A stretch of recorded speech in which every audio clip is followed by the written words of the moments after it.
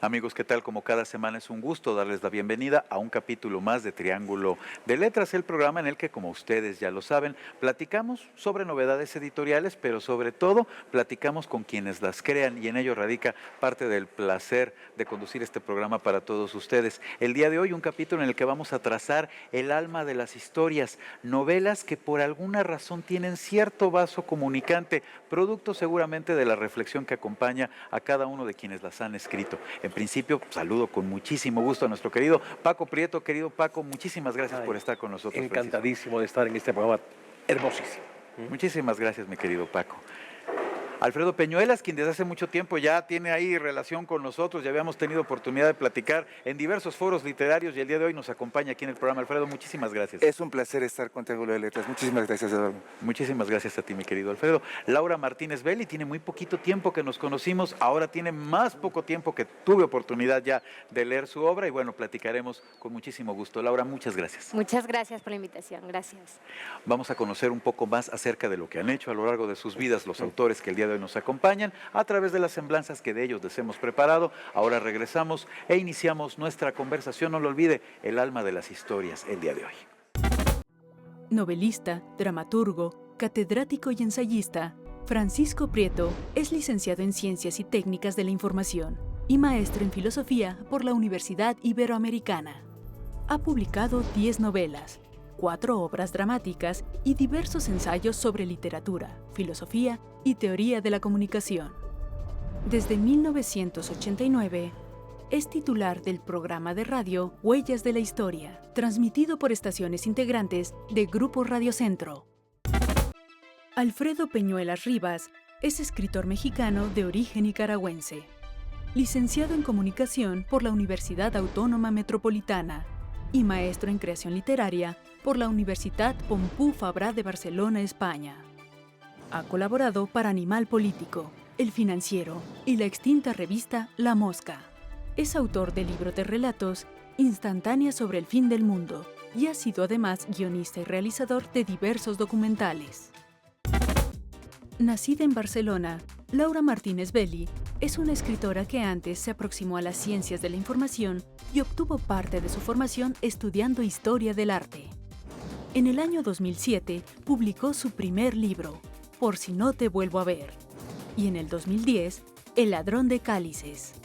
Su novela de 2012, Las dos vidas de Floria, ha sido traducida al italiano con gran éxito de ventas en aquel país. El calor del invierno es el nombre de la novela que el día de hoy nos presenta aquí en Triángulo de Letras Francisco Prieto. Una novela tremenda desde muchas perspectivas, una de ellas porque siempre hay posibilidad de, lo digo yo así, romper con la vida y reinventarse, pero muchas veces la reinvención lo lleva a uno a riesgos tremendos, terribles. Ahora lo vamos a platicar, conozcamos un poco más acerca de esta novela, regresamos y conversamos con Francisco. Querido Iñaki, sé que en este momento, en Valdepeñas, estás leyendo esta carta mía, que cuentas los días para que nos reencontremos en Toledo. No puede ser de otro modo. Me he sentido tan comunicada contigo. Iñaki, o matas o te matan. Y yo no quiero ni una cosa ni otra. Ya sé que soy la culpable de que te hayan reclutado. ¿Qué quieres? Ya todo valía lo mismo para mí. Estamos tú y yo en el mismo barco. Arrastramos el mismo cansancio y en la raíz una misma frustración. Dime por favor si me equivoco o no. Los dos sentimos la vida con intensidad, fieles a las promesas que ella nos hizo cuando éramos jóvenes. Francisco Prieto, querido Paco Prieto, cuéntanos de qué manera se dio la historia, cómo es que llegó a ti y cómo de alguna manera este personaje que me da la impresión tiene ciertos tintes autobiográficos, igual estoy equivocado, llegó a las páginas. Cuéntanos, por favor. Fíjate que yo creo que no, que autobiográficos no. Como no sea una cosa un tanto circunstancial, viene de una familia española, en fin, ¿no? Exacto, por ello es que lo pensé en principio, mira, pero continúa, por favor. No, fíjate que no, el personaje surge de alguna forma de, ¿qué te diré yo? De plantear un hombre, a un hombre, en este caso el protagonista, que no es tan protagonista, pero yo creo que es mucho más fuerte la mujer en la Aranza, pues en la novela. Bueno, cuando entra Aranza ya la historia se va completamente para otro lado y agarra muchísima fuerza, ¿entiendes? Eso es. Pero claro, yo tengo ya 72 años. Yo publiqué mi primera novela en 75, que la había entregado a Joaquín Mortiz en 72, ¿verdad? De modo que ya ha llovido. Una novela de jóvenes. Esta no es una novela de jóvenes, es una novela de personas de la tercera edad, como yo. Bien. Entonces pasan muchas cosas que yo creo que yo fui ligando. La necesidad de explorar, ¿verdad? Esa llegada a un punto en el que te puede gustar la vida, pero sabes que lo que falta es poco. Por largo que sea, es poco en relación con todo el pasado. Cuando sientes que el pasado pesa de alguna forma y que tienes que prepararte para un final.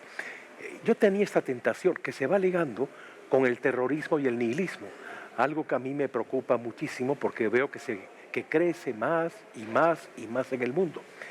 Y también con un libro que yo leí siendo joven, por el maestro Recasens-Sitges, que fue el que me dijo, tiene usted que leerlo, que es La decadencia de Occidente, de Spengler, y esta muerte de las culturas, el invierno de las culturas, ¿no? Y el invierno de las culturas que se traduce a veces en una búsqueda desesperada de cambio, de transformación radical de la realidad, por lo que pasó el protagonista ciertamente, y desde luego Aranza, ella también, ¿no? Entonces, meterme al terrorismo, concretamente a la ETA, ¿no? Además a través de un hombre que ha abandonado todo, ha abandonado a sus hijas, no las ha dejado desamparadas. Es un hombre de principios, digamos, ¿no? Pero es un hombre que no cree. La cosa religiosa que está con más o menos matices en todas mis novelas, ¿verdad? Y no cree en nada. Entonces, bueno, pues ya qué, ¿no? La decadencia cada vez va a ser mayor, aunque yo me sienta muy fuerte, aunque aprecie un buen guisado, un buen vino, un viaje, aunque todavía vea a las mujeres, pero indudablemente que ya no es la misma energía de antes, ¿no? Y entonces el azar lo pone en un viaje de avión al lado de una mujer, una vasca, que es de la ETA, pero obviamente no lo dice, sociedad secreta, y él empieza a jugar, como jugamos a veces en sobremesa, ¿no? Y le dice, ¿te imaginas, verdad? Que alguien empezara a bombardear todas las estatuas que tienen que ver con Castilla, con la historia de España, es decir, echar abajo al Quijote, y a Cervantes, y a Quevedo, y ella se divierte mucho en un principio, pero dice, qué interesante, ¿quién va a sospechar de un mexicano metiendo bombazos, verdad, en estas estatuas, lo cual puede ser tan significativo? Y le comenta a un camarada que iba en el avión, lo investigan, y su papá durante todo el exilio en México nunca le dijo que siempre envió dinero a la ETA. Era uno de estos españoles que yo llegué aquí, mi hijo nació aquí, mi hijo es de aquí, y la vida, el pasado del padre era una cosa silenciada. Es muy interesante porque en ese sentido estamos hablando de arraigo a la vez que de desarraigo. Así es. Y por ello mismo resulta terrible, además de las reflexiones, ¿no? Que en tanto la muerte siempre presente están a lo largo, pues, de la historia de estos personajes. Y eres un antropólogo, o sea, un hombre dedicado a estudiar culturas, culturas muertas. Exactamente. Cuidado. Culturas muertas. Hablando de muerte, que es de alguna forma un tema que está presente en el filón de espiritual de las tres novelas, Alfredo, hay una reflexión constante en el caso de la orfandad de la muerte, en lo que tiene que ver con eso. Nuestro tránsito, dicen a veces, inexplicable por la vida. Y todo lo que este personaje, dices tú, pseudointelectual, reflexiona a lo largo de su viaje. Cuéntanos, por favor. Pues mira, el tema de la muerte obviamente está presente porque la muerte misma está presente en nosotros mismos. Es decir, Todo el tiempo, claro. lo único, así como todos los caminos conducen a Roma, pues todos los caminos conducen a la muerte, ¿no? Sin embargo, los humanos, las personas, los personajes, hacemos todo lo posible por mantenernos vivos, por mantener esta muerte oculta, ¿no? Pues bien dice Fernando Sabater, no gracia desgraciada de la vida. Lo único que sabemos de cierto es que se va a acabar. Exactamente. Es tremenda. Y Baltasar Gracián, hay vida, no debías comenzar, pero ya que empezaste, no debías acabar. No debías terminar. Entonces, bueno, este transcurrir hace inevitable hacia la muerte, hace que te hagas unas preguntas, ¿no? Las preguntas fundamentales que son las del origen, ¿no? ¿Quién soy? ¿Qué hago aquí? ¿Y qué es lo que estoy buscando, no? Entonces, bueno, este personaje pseudointelectual que anda por ahí, de repente se da cuenta que es un huérfano de sí mismo incluso, ¿no? No es solamente un huérfano de la muerte, sino es un huérfano de todo lo que le pasa. ¿no? Entonces, Entiendo. por eso es la orfandad de la muerte. Así es como se llega al título y se llega a esta misma idea de la muerte. Y en el caso, Laura, del personaje central de tu novela, de la última página, ella es de alguna manera rescatada. Hay personajes, fíjense, soledad, olvido, y un personaje que de alguna manera rescata en principio y luego él mismo cae en una cosa que te desconcierta muchísimo, su propia existencia. Cuéntanos acerca de la historia y cómo fue que se te ocurrió y la fuiste configurando. Pues bueno, la última página se me ocurre cuando descubro un banco de recuerdos que hay en internet, el bancoderecuerdos.es, que es una página destinada a recaudar fondos para la lucha contra el Alzheimer. Y entonces tú te metes y se te despliegan un montón de cajones y tú puedes donar un recuerdo o apadrinar un recuerdo. Entonces yo me puse, Interesante, qué novedoso. yo cuando lo vi Sí, dije, esto es una novela, ¿no? O sea, esto es muy literario. Y de hecho, pues estuve horas y días leyendo recuerdos de gente que los donó. Y hay unos que son, pues, lugares comunes, ¿no? No quiero olvidar a mi madre, no quiero olvidar a mi padre. Pero de repente daba con ciertas joyas que te erizaban la piel, por supuesto, de gente que realmente escribía cartas, echando ahí todo el resto, sin ser escritores, ¿no? Y había una sinceridad en esos cajones. Y yo dije, esto es una novela y voy a hacer una novela de esta página. Y así surgió, ¿no? Y entonces en mi novela, que pulula mucho en los temas que ustedes están tratando, Justo. ¿verdad? Me llama la atención, es esta persona, Eduard Castells, que contrata a Soledad Sandoval, que es una chica que le va a ayudar a guardar sus recuerdos en el banco de memorias. Él no le dice por qué necesita una escribana, pero pues surge esta relación entre ambos. Y bueno, ella, a medida que él le va contando recuerdos, que al principio le encanta la idea porque ella quiere ser escritora o coquetea con la escritura, de repente ella se va a dar cuenta de que él le está mintiendo. Entonces dice, ¿por qué una persona que quiere guardar sus recuerdos en un banco mentiría? Y bueno, pues nace la historia. La complejidad de la condición humana, el alma de las historias, es el título del capítulo que hoy les estamos llevando hasta sus hogares. Ahora vamos a regresar y continuaremos platicando acerca de estos personajes que de suyo son tan complejos, tan humanos. Ahora regresamos, vamos a una pausa.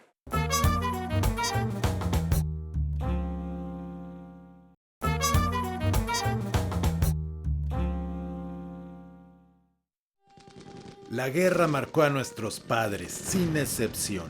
No discriminó raza, color, sexo ni condición social. La guerra es lo más democrático que existe. Ya lo sabes, los horrores de la guerra se fueron destapando poco a poco. Mis padres fueron confirmando temores intuidos, sospechados, que al principio se negaban a creer. Uno de los pocos recuerdos que guardo de mis padres juntos es el de una conversación en la mesa. Mi madre apenas prueba bocado. Mi padre le dice algo así como que el farmacéutico ha sido condenado por crímenes de guerra. Soy muy pequeño, pero intuyo la seriedad del asunto y clavo los ojos en el plato, sin atreverme a interrumpir, a participar, a preguntar qué son crímenes. A mi madre se le escurre una lágrima que se apresura a secar.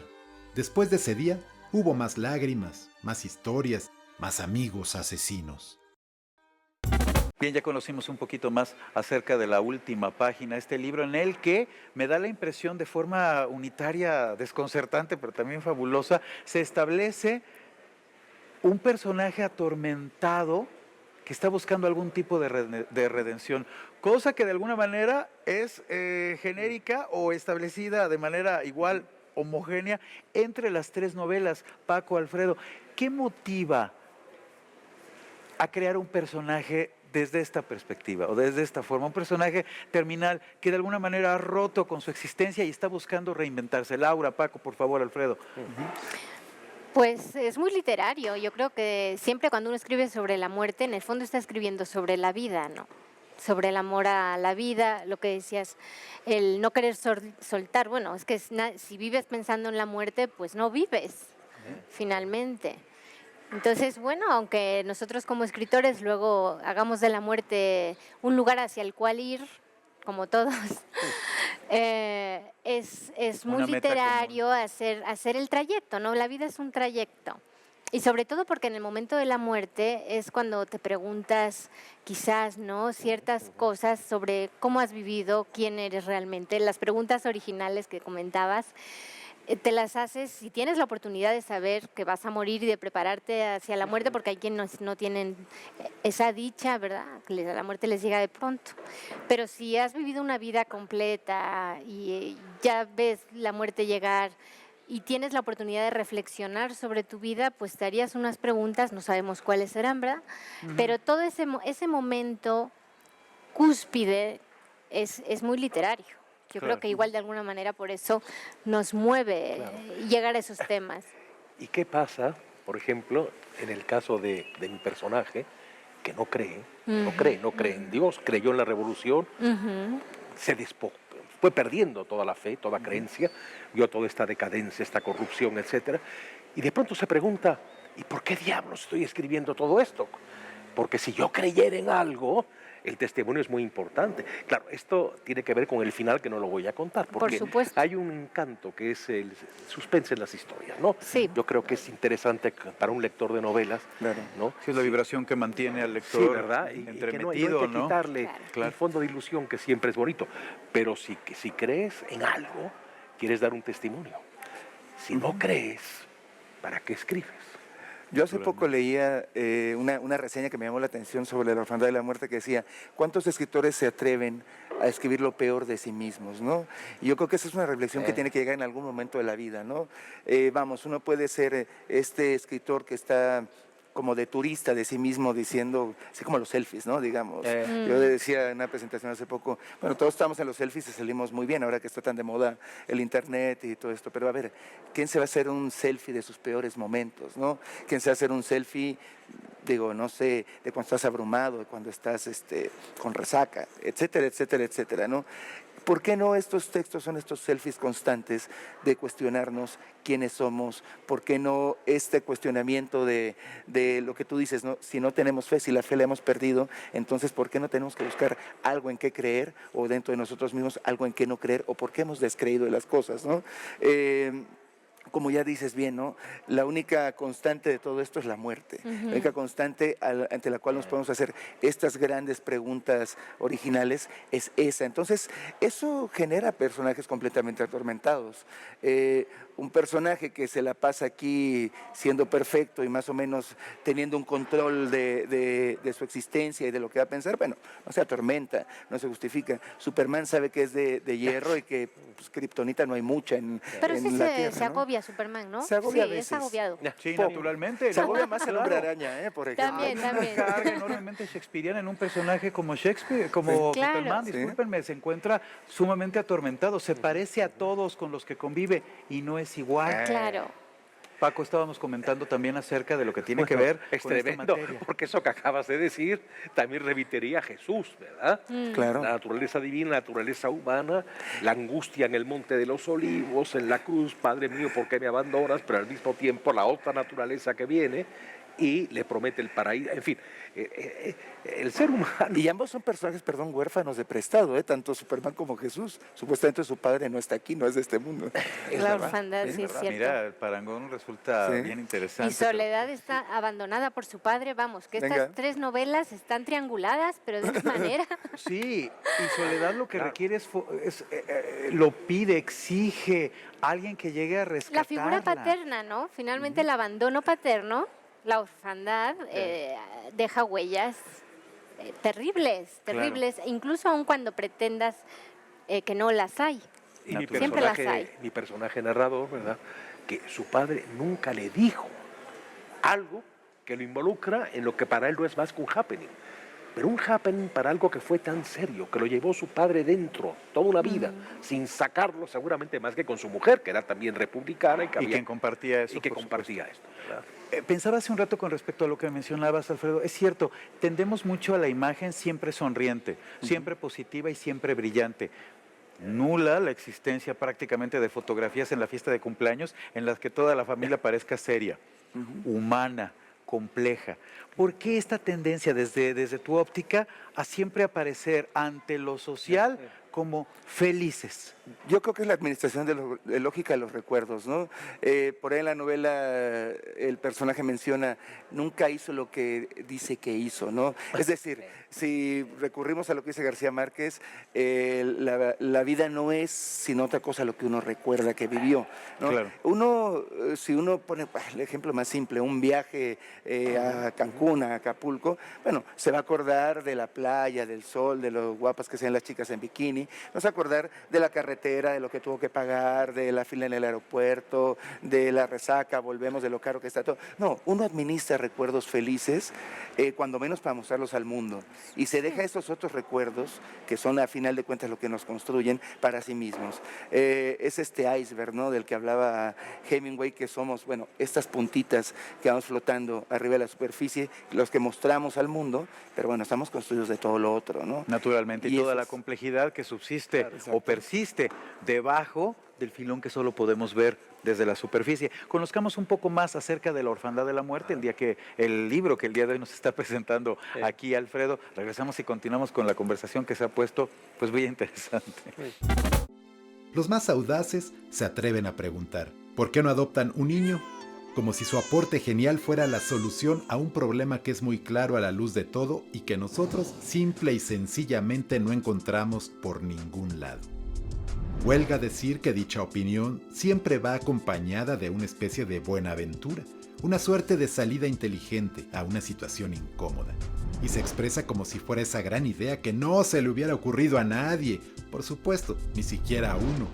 No, es la simple respuesta, ya lo hemos charlado y no.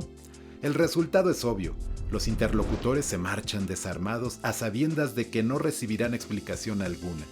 Mucho daño han hecho ya con su intromisión. Ya conocemos entonces la orfandad de la muerte, pero continúa, Alfredo, estabas comentando algo con respecto a esto. Sí, bueno, hablando específicamente de la orfandad de la muerte, y tiene que ver un poco con los personajes que ya han comentado aquí mis colegas. Bien. Este personaje, bueno, él no tiene padre, lo único que recuerda del padre es una foto del día del funeral del padre, y este recuerdo de niñez de que mientras la madre, una madre cuadrada, católica, además lo hacía rezar el Padre Nuestro la medianoche, antes de dormir por la noche, él decía, no, si le va a rezar a los dioses, que le rece a todos, y le enseñaba a recitar el inicio de la Ilíada.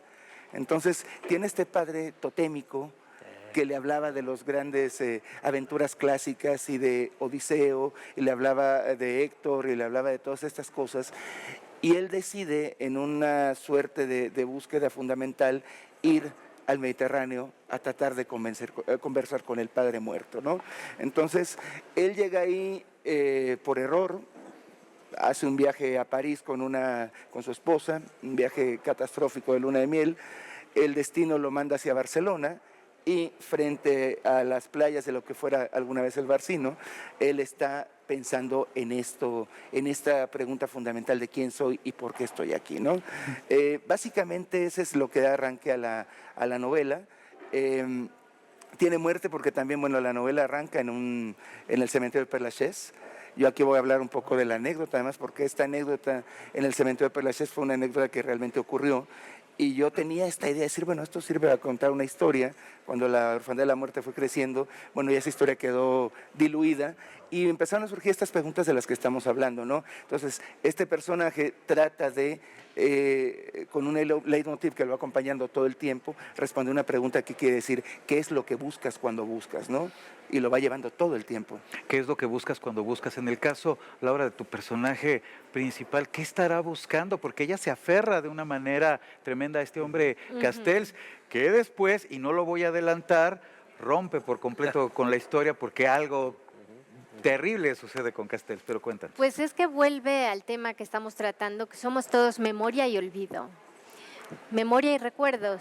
O sea, ¿qué escoges recordar y qué escoges olvidar también te define como persona? Bien. Y volviendo al tema del Alzheimer y a lo que habían comentado aquí sobre la muerte y demás, llega un momento en que el personaje dice, puedes seguir siendo considerado, vamos a decir, persona o quién eres si no recuerdas que has vivido.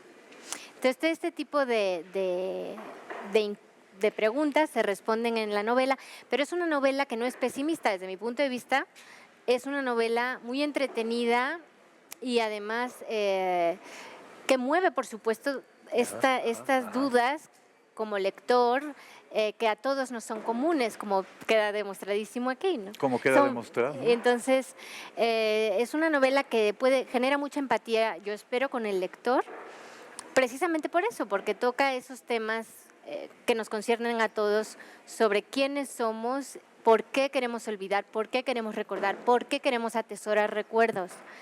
¿Y qué pasa cuando llega de repente una enfermedad en donde eso no es posible? O sea, ya ni siquiera tú puedes decidir, pues voy a olvidar todas mis desgracias, sino que viene un borrón y así seas la persona más exitosa, más feliz y más sonriente. Todo ello se irá. Se va con un plumazo, ¿no? Y fíjate, Naturalmente. vivimos, ¿verdad?, como en paradojas, ¿no? Porque por un lado dices, bueno, escribo o mis personajes escriben por la consistencia del ser, para retener, ¿no?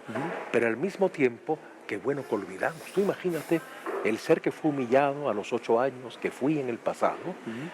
Hijo, sin olvidar, eso sería horrible. No, pero tienes más que olvidar eso, lo que tienes es que superarlo. Entonces, Dicen también muy el bien. olvido es un escudo. Claro, dicen muy bien en ese sentido, sobrevivir Claro. a la experiencia. No puedes tampoco pretender olvidar todo lo malo que te pasa, porque lo malo que te pasa te hace también ser quien eres. Hay un punto que es lo que comentaba Paco hace rato, que hay un punto de esperanza siempre, ¿no? A pesar de que uno esté atormentado, a pesar de que se hayan acabado todos los caminos, de que uno sepa que la muerte está ahí. Entonces, hace rato decías, bueno, el personaje no tiene que creer, pero siempre necesita algo por qué creer, ¿no? No necesariamente tiene que ser Dios y demás. Yo creo que en todas las historias tiene que haber un atisbo de esperanza para que uno pueda, como bien dices, sobrevivir. Infortunadamente se nos ha acabado el tiempo, ya no podemos seguir con nuestra conversación, por lo menos al aire, aunque igual ahorita nos seguimos platicando nosotros. Yo le quiero agradecer enormemente a los autores que el día de hoy nos han acompañado. Mi querido Francisco Prieto, Paco Prieto, muchas gracias. Muchísimas gracias, de veras. Al contrario, mi querido Paco. Alfredo Peñuelas, muchas gracias por estar con Ha nosotros. sido un placer, muchas gracias. Laura Martínez Belli, gracias por venir a Triángulo de A Letras. ti, muchas gracias. Y a ustedes, amigos, reiterar la invitación para que la semana entrante nos acompañen en otro capítulo en el que platicaremos naturalmente de novedades editoriales, pero sobre todo de lo que tiene que ver con algo que de alguna manera hemos prefigurado hoy aquí, la complejidad de la vida, complejidad en la que radica la belleza y, por supuesto, la riqueza. Por hoy es todo y muchísimas gracias. Le pido a los autores, por favor, que nos firmen los libros, ya se me estaba olvidando, Claro. para Encantado, regalárselos a nuestros televidentes. Claro que Y sí. nos miramos aquí nuevamente la semana entrante. Muchísimas gracias.